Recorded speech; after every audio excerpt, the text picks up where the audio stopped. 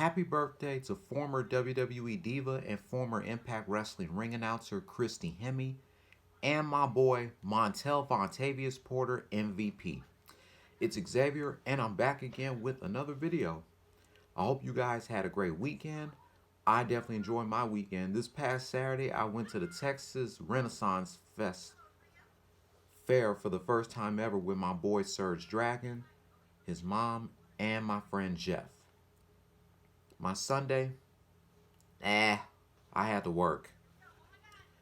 But I did get to watch some sports this past weekend. I saw my friend Mike Henry did a rant about it. I saw a Texans girl did a rant about it. And now it's my turn. I got to put my hat on this for this one. Yes, sir. Let me open up these blinds so I can see a little bit. Much better. It's time to do a recap of yesterday afternoon's game between the Oakland Raiders and yours truly, the Houston Texans. As usual, let's review the highlights before I get my thoughts. First quarter, both teams scored 7 touchdowns apiece. But not until the second quarter when the Raiders took the cake, outscoring the Texans 7-3. At halftime, Raiders 14, Texans 10.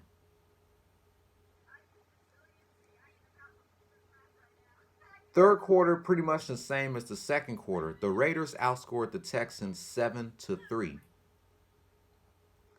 After 3, Raiders 21, Texans 13.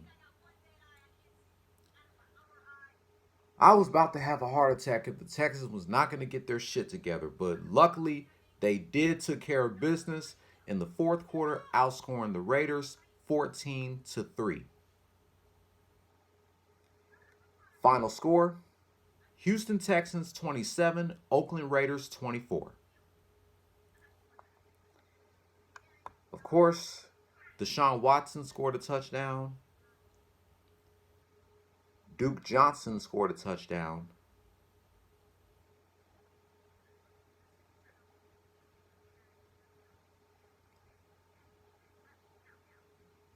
And that's about it.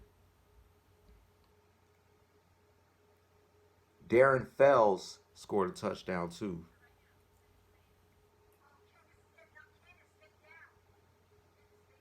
Man. Like I said, I was going to have a heart attack if the Texans was going to lose. I didn't think they was prepared for this game. But I'm glad that they finally won a game, especially after they lost to the Colts last week. I know they beat the Kansas City Chiefs 2 weeks ago. So the Texans are now back on a winning streak. They're now 5-3. Next week, they're back on the road in Jacksonville going against the Jaguars. Then they got November 10th off. Then November 17th, they take on the 2013 NFL champs, the Baltimore Ravens.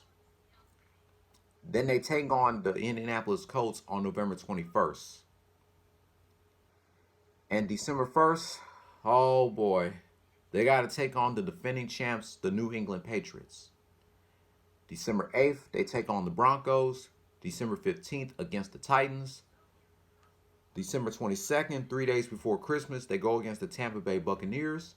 And their last game of the season, they take on the Tennessee Titans on December 29th. So glad that Deshaun Watson came back. And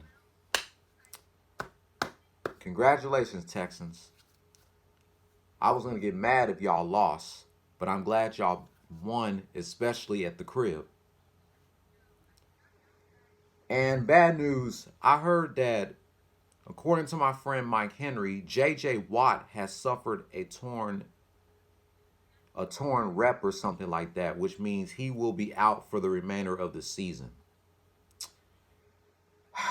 Boy. First Will Fuller, now J.J. Watt. Who next? I just hope we don't lose any more players for the rest of the season because of injuries.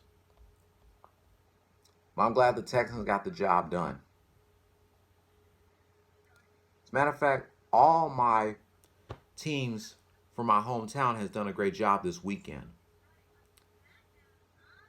We're going to talk about games 3 through 5 of the World Series between the Astros and the Nationals in a little bit. But the Rockets, they beat the Pelicans this past Saturday, and the Texans beat the Raiders yesterday.